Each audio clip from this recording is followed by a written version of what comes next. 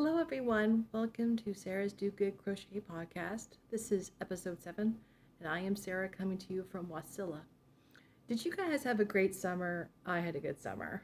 I know I haven't posted for the last 3 months. I did that on purpose because summer was busy. Did you guys do all the things that you said you were going to do this summer? I didn't either. I got one major project done, and I got a lot of reading done, which is really great. But I just wasn't able to get to all the projects I wanted to do, but such is life. Anyway, let's get to what I have done. I will be sharing with you my finished objects, what I am working on now, the books I've read, and when I get in acquisitions. I have acquired some things over the summer due to birthday and Fiber Festival and anniversary fun, things like that. And later on, I expect a special guest. You have commented about her, and I am sure she will make herself known when she deems best. But first, projects. What have I finished? I wanted to get a blanket done because I didn't like doing 2 major blankets. I'm like, I'm getting one done. I don't care if it pushes the other one into next year. I'm going to finish this. And so I finished my hearthside blanket. I don't know if I'm going to be able to get the entire thing into the shot, but I'm going to do my best. Let's see. We have our center square, and it's huge. Catherine, assist. Help me, please. Assist me, please. It's huge. So, you can stand up. You can. I must not show my identity. Here it is. It is vital to the video. It is I must not show my 12 identity. different colors in the log cabin quilt design. 12 different colors. This was so much fun. And it's so warm, and it's wool, and it feels beautiful. It's so nice. And yeah. And it's the Expression Fiber Arts. It's their, I think it's their enduring worsted. So it's a nice worsted that will withstand children and all the love they give it. There are still ends that I need to sew in. I don't care so much. I mean, I will sew them in. But when I made this, it was instantly claimed. I think my husband got to use it once. But it really, my son saw it and he went, "Mine!" And I went, "No, this is mine and Daddy's." And but he loves it, and he tries to claim it as his. And I told him I would make him his own, but he claims that would take way too long. So it is well loved, and I will, as soon as I can, sew in the ends. But this feels wonderful.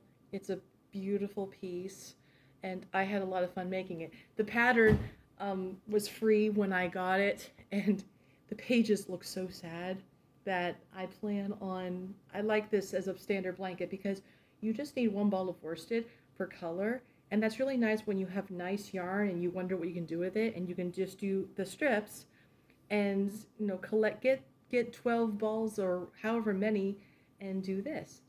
And that gives you a good excuse to buy really nice yarn for this project. So I'll show you a ball later that I plan to do another one of these because this is a nice blanket. It's very simple.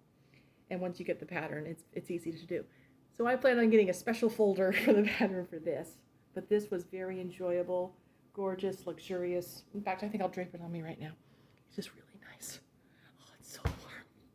Let's see if it can make it through the entire podcast. Now, believe it or not, in Alaska, I know you guys in the lower 48, especially the South, will laugh at me when I say it gets hot. And I'm going to make a memo to myself that next summer, if I'm going to work with wool, I've got to be done by May, because by June, by definitely July, it gets ridiculously hot. Now, I know we don't reach the 90s or the hundreds, but believe it or not, when we get up into the 70s up here, we feel very, very warm, and we don't have AC. If we want to cool off, we got to open a window and pray. So I tried to work on my wool socks. I tried to work on this. I tried to work on other things, but the problem was it was wool. And so for the longest time, for 2 months, really, I had to put crochet away and busy myself with other projects, which was mostly reading, but I'll get to that later. So once it started to cool off some, I actually was able to pull out the socks that I was working on. They're not finished yet. Just a recap, here is the first sock of, I would have called these my crazy spring socks. Here's the first one. I think I just had a stitch marker go flying off of my lap, but that's okay, I'll find it. And here is the second one. And here is the cuff, and there's the heel, and now I am just going along in the foot. I have, see, here's my stitch marker to mark the end of the heel. And then I just do 8 inches a foot. I think I'm at 3 inches right now. And here's my lovely, I love my lollipop stitch marker. This is my lovely progress holder. I got this at the Biber Festival 2 years ago. Just love it. And so that is the progress on my socks. Well, they're not even for me. They're for a teacher friend of mine, and I hope to get them done before school really goes into the swing for her. But that is the project I am currently working on, and this is really warm. Holy cow. So that's going off on my chair. Now the cow that was for this year, I've actually fallen behind because the rounds are getting so huge that it's taking a lot longer to finish them. So in the beginning, it was very easy. It was, we would get the clue, and within 3 days, a majority of us were finished, and we were posting our pictures on Ravelry. And it's nice to know when I go on Ravelry and I look up this multivalence cow, it's nice to know that I am not the only one behind, because it's just getting bigger and bigger and bigger. And so here is where I'm at now. Here's an overall view of it from the main part, and then here, let's get down to the nitty-gritty. I love this. It's really, really neat. So this right now is, I'm in July's clue still. Eek! Don't worry, August, I'll get to you. But right now, it's this kind of pattern. It's this lovely, I think it's the crocodile stitch. I think that's what it's called. You can correct me if but that's how I know it. And it's this lovely, almost 3D effect. And once I'm done with this color, I get to change it out I get to go back to a previous color I used, to my Northern Lights, and I get to do this green into this. And that will be beautiful. And when I get done with that glue, the next color I will put into it is this beautiful gold. And it's not like a solid. There is definite variations in the color. Just letting you know what this color is. This is from Denise's Fiber and Arts. I'm keeping with the same colors, the same yarn type. But this is her Sport Superwash Merino, and it's her gold ochre. 100 grams, 348 yards. I will have definite leftovers when this clue is finished. I have leftovers on almost all of them. But that is my multivalence. And I'll get more on the ball with this. As soon as I get done with the socks, I plan on going back to this and catching up. But this is beautiful. But again, it's a wool project, and you don't want to work with wool when it gets hot. It was getting into 80 degrees in the house. It was absolutely miserable. But it's going to come together. It's really nice. I love going on Ravelry and seeing all the pictures and the different colors that people come up with, and it's wonderful. So that is what I'm currently working on. And sadly, that's all I'm working on. That's how warm it was. We went camping this summer. We spent a lot of time outside. I went to the Fiber Festival this year. That was in July. I celebrated my 13th wedding anniversary on May 15th. I had my birthday in August. And I got goodies, so I'm going to share them with you. So I told you May 15th was the 13th wedding anniversary, and my husband and I had a lovely time. And I feel something. Hello. Hello. How are you doing? I'm fine. I was just about to tell the audience of all the lovely things I got. How's the audience doing? I hope you're doing well. I hope that you are doing well. I mean, it's the end of summer. And School has started for some of you. And I feel as a YouTuber's daughter, I have to do this. Oh, okay. What? What do you have to do? What? Bad mommy for not doing a video in these 3 months. I did that on purpose. If I could, and if I had a phone, I would definitely have made 3,000 million videos. We all have lives. They're busy, and I was busy, and they understand that. But we're back.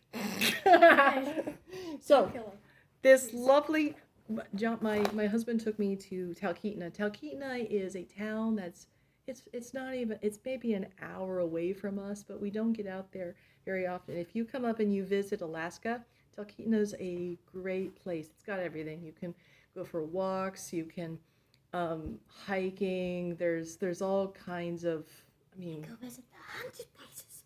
no. Yeah, sure. Go visit the haunted places in Talkeetna. And you can go shopping. There's in the downtown Talkeetna area. If there's a shopping trap, if ever I saw one, it's down there. I love shopping, but I was like, oh my, I can see this from a mile away. And I was good. But my husband did take me to a shop, and it was called the Patchwork Moose, and it's in Talkeetna. And I purposely have kept it in a bag so that way I could share it with you, 3 months, I've been holding it. 3 months. Now, but the Patchwork Moose really specializes if you're a quilter or if you make clothes. They have a lot of fabric, wonderful fabrics there and everything you would need oh yeah, tons. So if you're a quilter, oh no, if you're a quilter or work with sewing, then the Patchwork Moose is definitely a store that you will want to go to. But she does sell yarns, and this yarn, I can't get it in Wasilla. And this is from Shady Sheep Fiber Co., and it's a yarn company in Talkeetna. And this is called, it's 100% wool, and it's called Gray. It's 176 yards, 5 ounces. So what's really cool about this is, yeah, I know you're asking, it's like, wait a minute, it's called Gray, and it's this gorgeous, I don't know, it's almost like it's not a purple or a red, it's like it's magenta, really, kind of. And it's this beautiful color. Why is it named Gray? Well, what's really cool about this is that each ball of yarn is named after the sheep that it came from. So this ball of yarn came from a sheep that was named Gray. And I couldn't make up my mind between this and a beautiful green color. Green is one of my signature colors. And so I asked my husband, and he told me to get this one. So I did. And I knew I would make a hat. This will make a really lovely hat. It will definitely keep my head warm, but this A perfect hat. So I literally kept this so I could show you. It'll be pretty. I'm thinking something with cables, because that would be gorgeous in this. But this is definitely a project when it gets colder, and I can quickly do up a hat in this. So Shady Sheep Fiber Company, Talkeetna. Yes. And I got that at the Patchwork Moose. I have a short of another store, and it's of amigurumis. Of one of them is a Snow White, and she's holding an apple, and then the other one is a fox. The shopkeeper gave me permission to just do a brief, oh my goodness, look at these cute things. That was in Talkeetna as well, so check that out if you'd like. It's only 30 seconds of your life. Anyway, later on we had the Fiber Festival, which was in the middle of July, and I was able to go. And what's wonderful is because the COVID has lifted and people are feeling that they can get out more, we had a lot of fiber artists from Fairbanks come down, which is great. So I got to meet a lot of people that have not come down for the last couple of years, and I was a very good girl. I'm so proud of her. Didn't need her collections. I didn't need my credit card. That was the bigger praise. I'll show this later. But the first thing I got, because I cannot resist their yarn ever, was from the Knit 3 Tog There are 3 teachers who dye yarn, and this was their worsted. This was the color they did specifically for the Fiber Festival, and the colors that were in the promotional material and the posters and things, these were the colors, and I just think it's beautiful. And so this is worsted. This is their Fiber Fest 2023. And it's their 100% superwash merino wool, 100 grams of worsted, and it's 220 yards. I plan on, now that I've shown you, I plan on getting this caked, and this will be the center square of my new hearthside blanket for the school year. Center square. This is the plan, at least, you know, so I have my first color. I also have crayon shavings, which is another color. Actually, go grab it, Catherine. It's in that bag right there, please. Yeah. Love you. Crayon shavings. Yep, that's it. Woo! So this was another ball that they did for me. I got it a couple of years ago. I think it was their like a yarn show that they did, and this is crayon shavings. So this is also worsted, and I plan on using this in. And I know it doesn't go together at all, but I want to do one that is focused around school. And there she goes with it.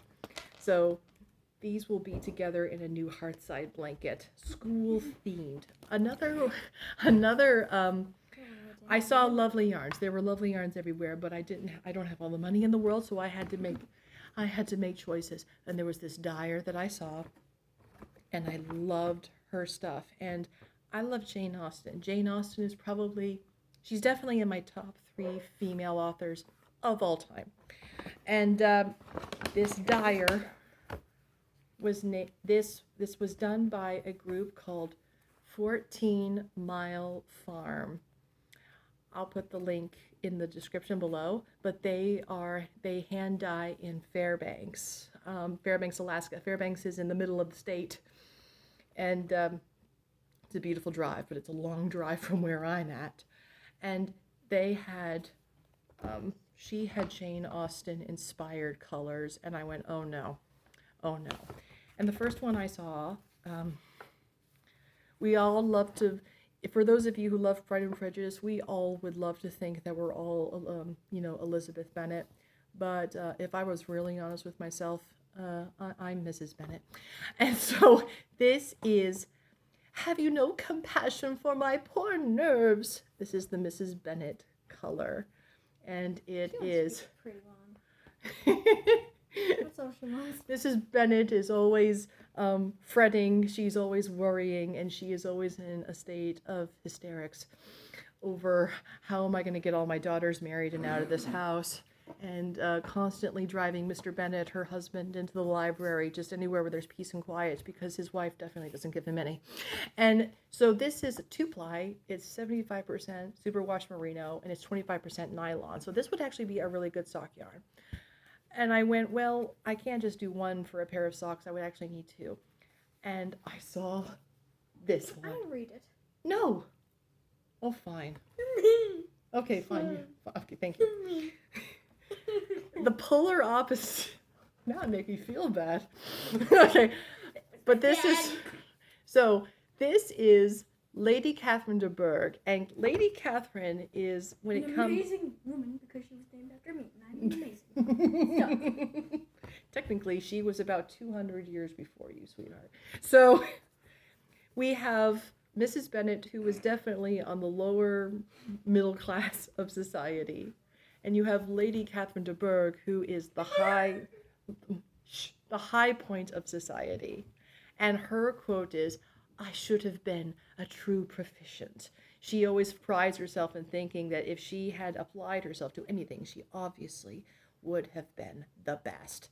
And I thought that these two were perfect to put together in something. Obviously not a shawl, because these two would never meet. So I decided I'm going to make these my society lady socks. And so I will do an ankle, I'll do ankle socks, so that way I have a sock in each, because these two will never come together. They definitely, I don't think, ever come together in the book. But I just love the colors, and I love the contrast, and it just feels so lovely and soft. and I couldn't resist. The other thing that I got from her was her Persuasion sock set. And I'll be really honest, I read Persuasion years ago, and I couldn't tell you anything about the plot.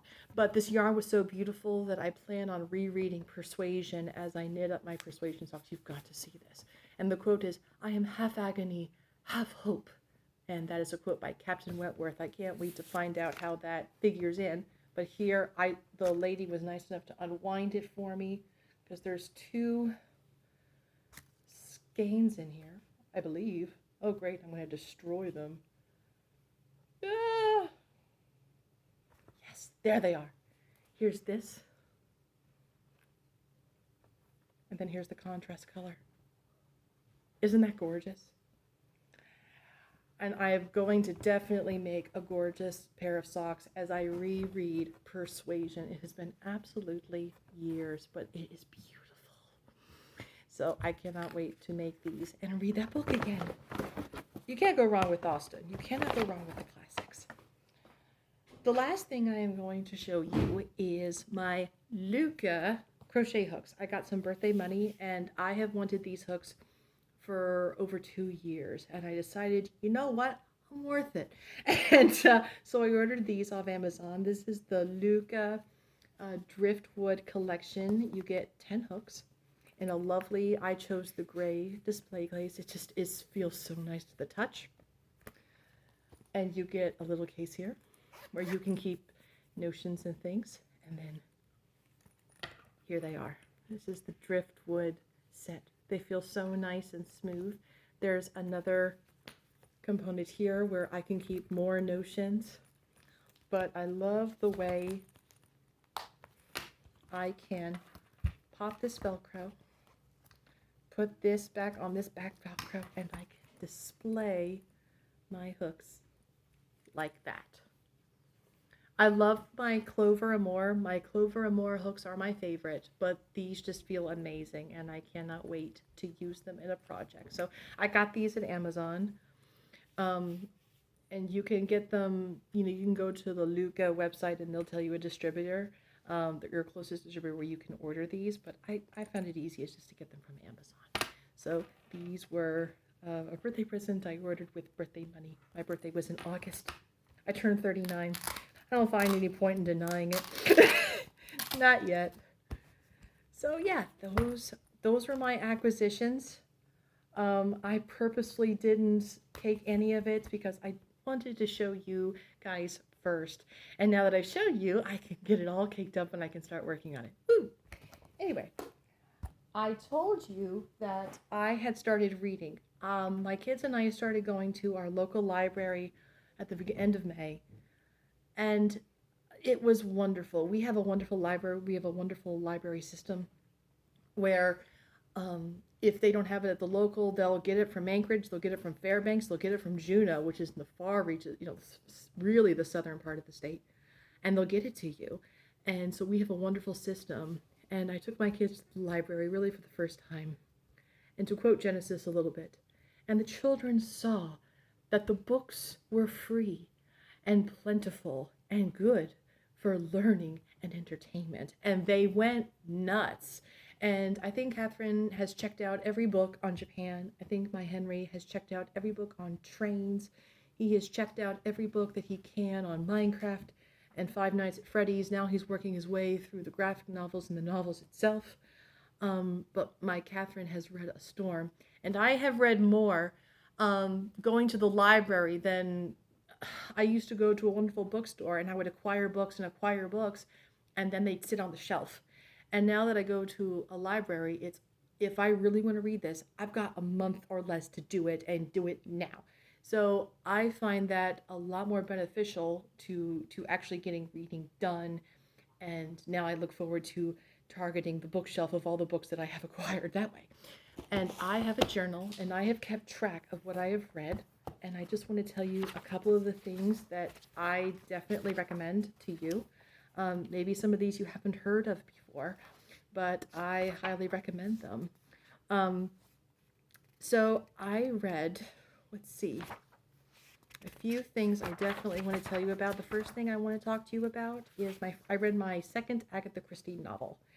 And as you know, I like to read in chronological order. And so I went all the way back to the beginning of her first book, and I read The Mysterious Affair at Styles.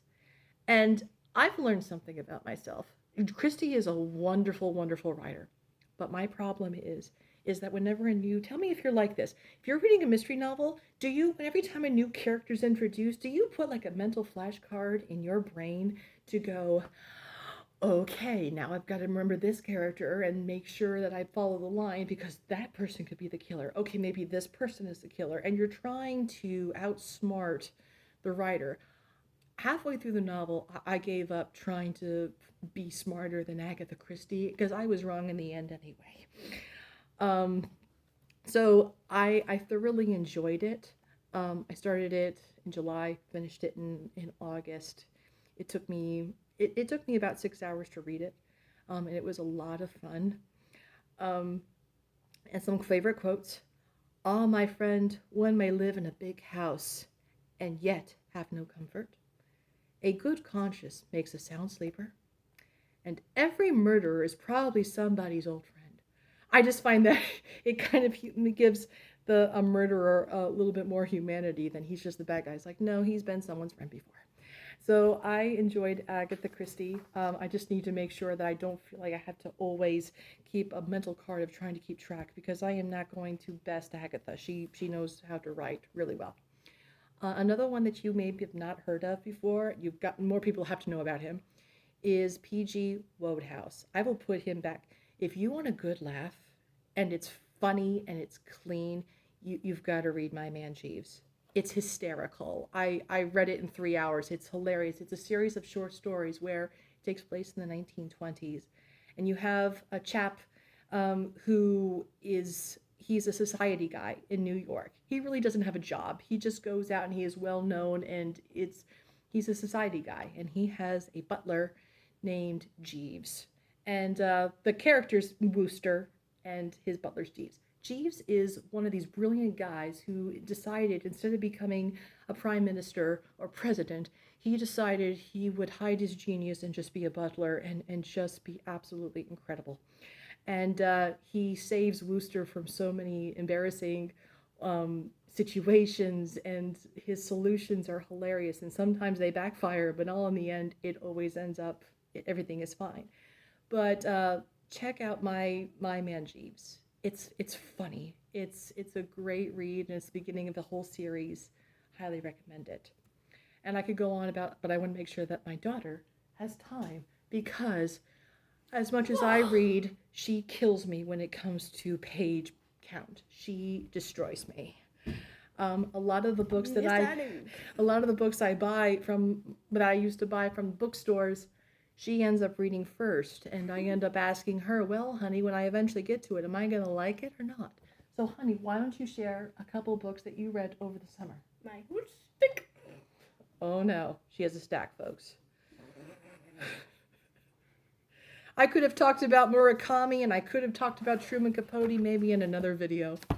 Okay, honey, what did you read? Get out of the chair. No.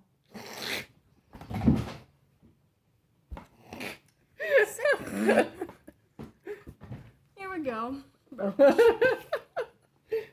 Although I'll have to crouch. It's okay. There we go.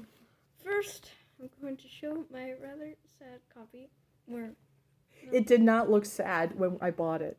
It used to be hers. But then I read it, and then it was mine. That's how it works. And she rereads and rereads. Until the book looks broken. Until it looks like this. Do not force me! Okay. All right, tell them. First, it's the book. What's it called? Oh my goodness, it looks weird on the camera. It's called Fanny Flagg, the All-Girl Filling Station's Last Reunion. It's what I really like about Fanny Flagg, who wrote this, is sometimes she does 2 stories at a time. I really like those. If the story's even good. Can you speak up a little louder? Okay. Thank you, honey. So this is Fanny Flagg, and this is the all-girl filling station. You know what? We're going to have to do a separate video for our book chat. because our video limit is almost up. So stay tuned for book chat. Yes. Bye. Bye.